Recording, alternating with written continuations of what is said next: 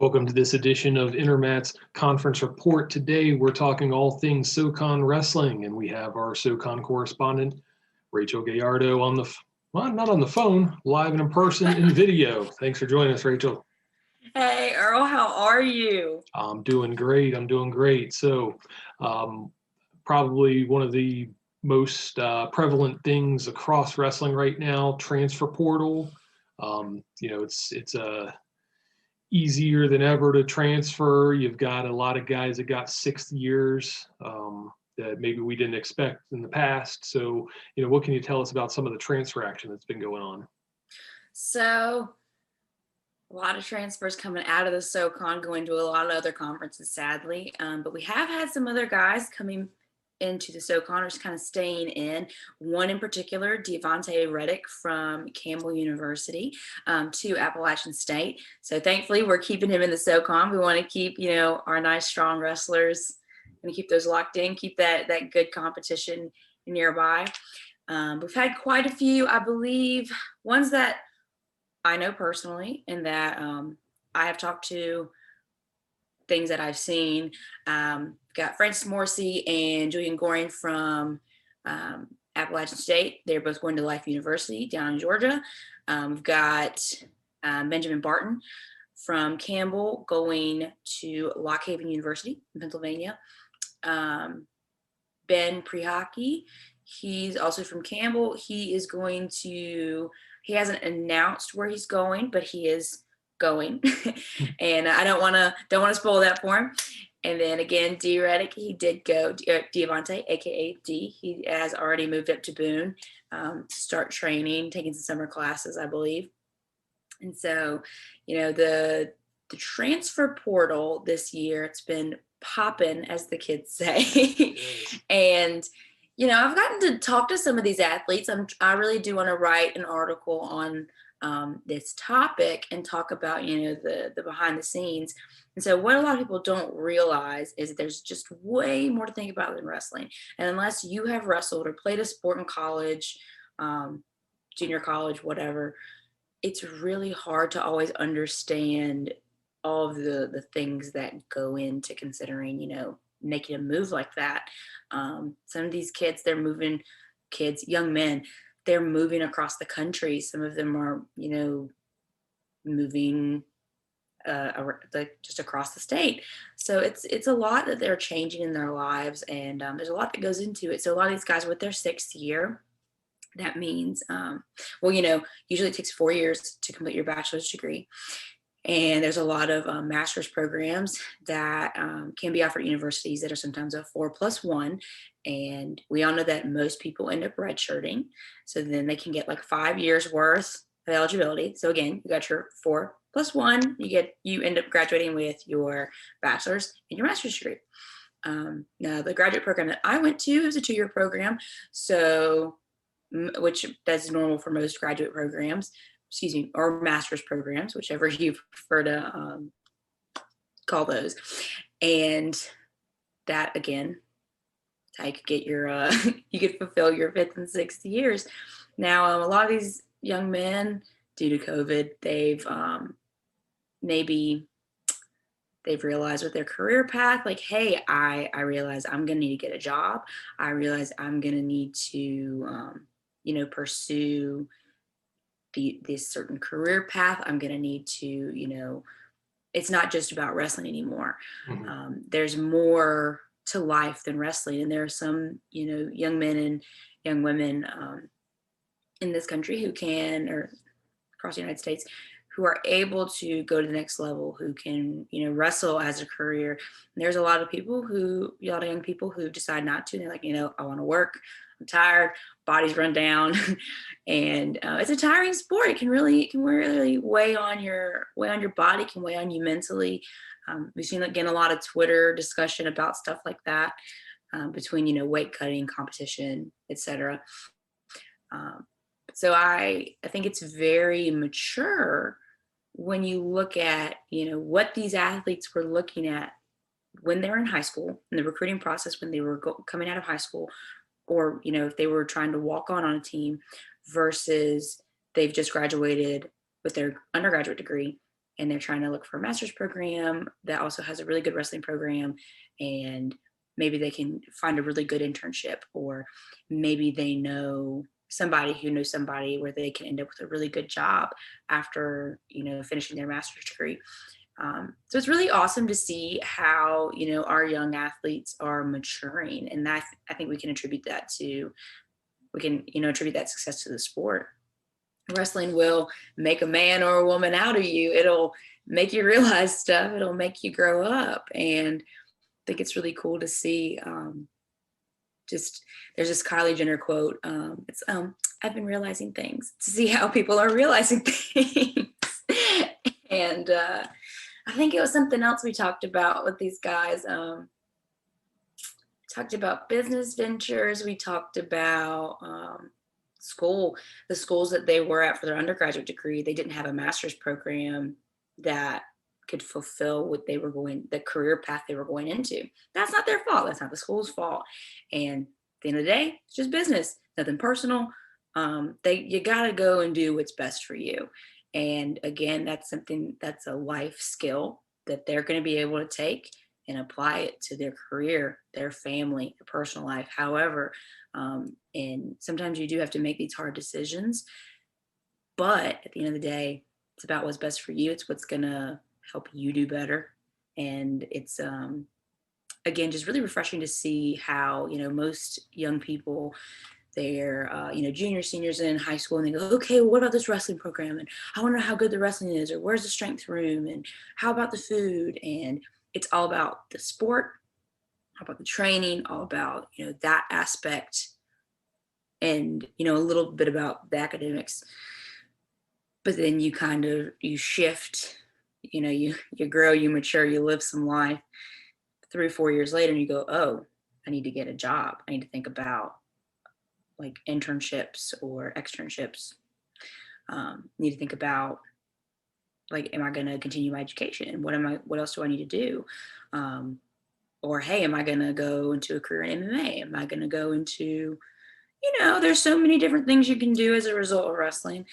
And so it's just really exciting to see how these guys have matured. And we also mentioned the objectification of student athletes, and that it can get tough at times to see how, some fans may react on message boards or social media when finding out that, their favorite student athletes, and this isn't just wrestling, this is across the board, all sports, and even players, moving NFL teams, NHL, baseball, what is it, Major League, MLB? Yeah, There we MLB. go. There we go.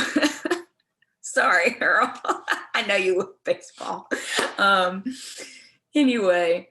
But you know what? I think we made history already. I think this is the first time in a wrestling-related interview that a Kylie Jenner quote has been dropped. I would be willing to bet that that's probably the case. So congratulations. Thanks. I'll try to keep it to like at least one Kardashian Jenner quote, a video, or some kind of a. Forget. I'm gonna have to go back and look. I don't think Seth Duckworth dropped any of those, but I'll check. He might have slid one in there. Perfect. Or Donatella Versace. I'll look her up. Anyway.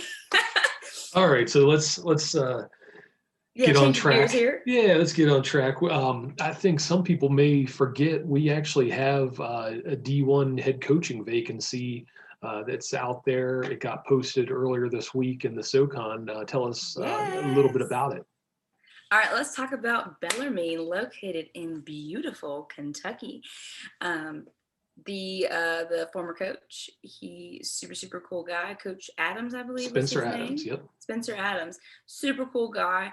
But stepped away from the program, took a different job. Hope he's doing great, and wish him all the success in everything he chooses to do from now on. And so hopefully with this program, so it started about, I believe it's 4 to 6 years ago. They were Division II originally, did very, very well at Division II. I think racked up a few All-Americans, had really great successes, and then their entire school has started to make the transition to Division I competition. come on, gears, let's keep turning. Um, Well, so they're in the transition period, which means for the next 4 years they cannot compete in any national championships. So sadly, they weren't able to compete at the Southern Conference Championships this year, which I also work for the Southern Conference in that literal arena. I work with the tournament every year, and it's always really exciting to see these athletes, their transformation, whether it's from like their freshman year to their senior year, or from the beginning of the season to the end of the season, how they've grown, how they've changed, what they may or may not have learned. So I really wish we could have seen them perform, and what they could have done on that level.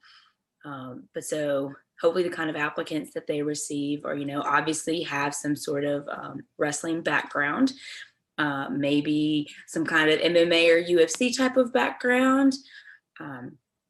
And hopefully whoever gets there, maybe they will try to implement an RTC program. I think that would be really awesome for, getting more funding into that program, getting more people interested in that program, and another way to, kind of uniquely reach alumni. So since this is a very new program, it's not like, so again, Appalachian State, I'm going to use App as a lot of examples because my mom went to App, I went to App.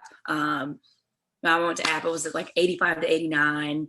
And here's my stance again, my talking stance.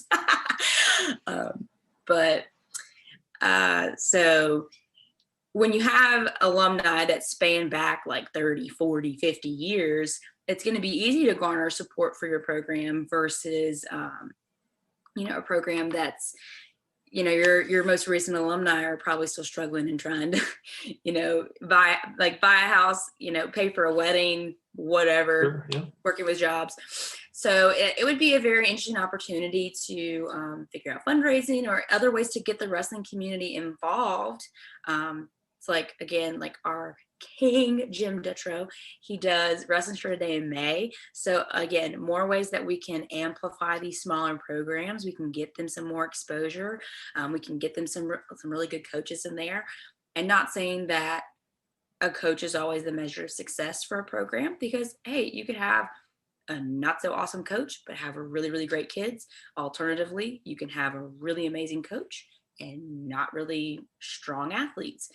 So really hoping that they get a really strong coach in there who can help really establish some tradition, who can help establish, really awesome or the very, specific training specific to Bellarmine. And I had another really good statement. Come on. Totally left. Well, it's like a vapor, just said poof. well, I know you're working kind of behind the scenes trying to get an article about maybe some potential candidates, Mm-hmm. but just kind of in the general sense for a job like this, we're probably looking at, young or first-time head coaches. A smaller school like that, you're probably not going to get a D1 head coach already. But there's a lot of good young applicants that probably are young, energetic guys that are going to be, ready to take that. Oh yeah, totally. It'd be a great place to start, and it'd be a great place that people who want to be there for the long haul, people who, you want to get established and stay established somewhere. It'd be a really great opportunity. I think I am not going to refer to this program as a stepping stone school, because I would hate for anyone to refer to any school like that. But I think that with the right candidate and the right person in this position, they could really build this program into they could bring a lot of tradition. They could bring in some great training. They could hopefully bring in an RTC, bring in some good funding, bring in, really good recruits and really strengthen that program, which again is going to strengthen Southern Conference.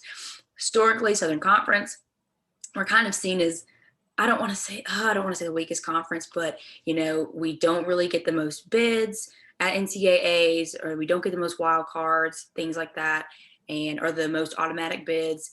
And so having the opportunity to grow, having the opportunity to get some of these teams that are added to our conference, get them stronger, that's a way that we can get better as a conference so we can get more of those allocations so that we can have more of our guys showing up and stepping up on the national stage. And at the end of the day, while yes, I love all wrestling, I am partial to the Southern Conference. I have grown up, watching Southern Conference competition. I have grown up going to championships. I have grown up wearing SoCon stuff. So it's just very special to me. And it's something that I'm really passionate about, seeing the growth and development. And, we're not a little guy. We're not a little conference. We're not no rinky dink, nothing. There's a lot of promise. There's a lot of really great competition down here in the South. So it's really exciting to see the opportunities that could possibly come open for this school. And alternatively, if any other coaching positions open within the SoCon, again, it's awesome opportunities to help these programs grow. It'd be great for recruiting. It'd be great for funding. It'd be great for just the sport in general. And I see nothing but great things with whoever decides to apply and get this position. I really hope they do well, and I know they're gonna have a great time. They seem like some really great guys down. I'm down in North Carolina, up there in Kentucky. Well, I probably should have started this off, telling a little bit about yourself. And you mentioned your background, and that's kind of, why I wanted you, because you can tell that you're passionate about the conference and you have a long history with it. So, that's only going to, I think, reflect in your work as you're covering the conference going forward. So, as we're going to wrap up, I understand you have a little bit of recruiting related information as well. Yeah, I do. So I found out that on Twitter that Appalachian had one of their commits decommit recently, Landon 4. I believe he was going to wrestle at 197. And I did mention him in an article recently. Should have reached out. So we'll be checking in the future before I mention any recruits. I know that again, I'm from North Carolina. I know a lot of these kids personally, whether from camps, from high school wrestling, because I was very involved in high school wrestling as well in North Carolina. I know he's had a lot of knee surgeries. And by a lot, I think one is a lot for a high school kid to go through. But he's been through a lot, and I can relate with health issues, and sometimes that can take a toll on you. But I don't have any details. I just know that he decommitted. Maybe that could have that could be playing a role in it. I'm not 100% sure, but and I let him know, I'm like, hey, well, if you decide to go anywhere else, we have a commit section on Intermat, so just submit where you're going. We'd love to shout you out. We'd love to let people know where you're going, and we want to give you your props. And so I hope, if he doesn't decide to wrestle, I hope he's happy and can go be healthy. But any other kid who decides to commit or decommit, please just go be happy and be healthy. Don't let anybody get you down. Oh yeah, I remember what I was going to say now. With the objectification of athletes, there it is. At the end of the day, these athletes are people and they're kids. And think about what you say on a computer screen or a message board before you just start just yamming off on the internet.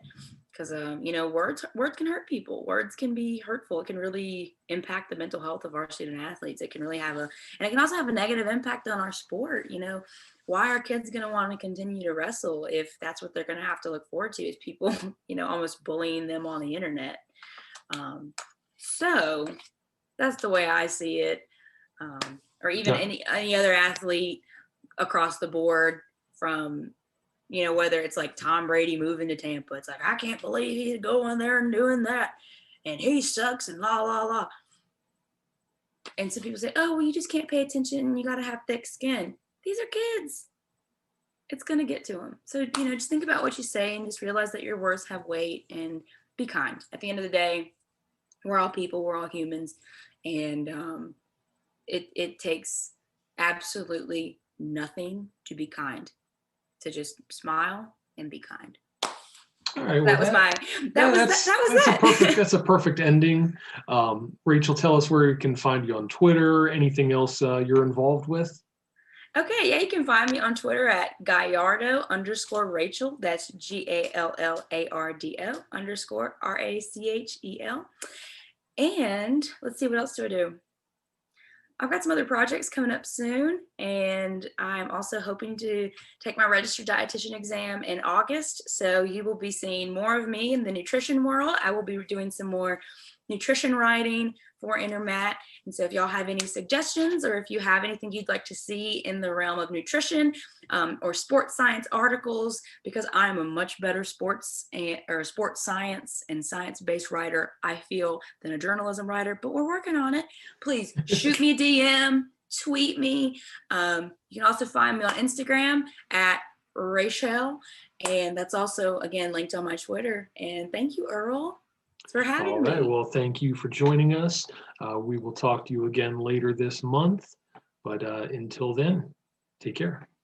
Thank you. Bye.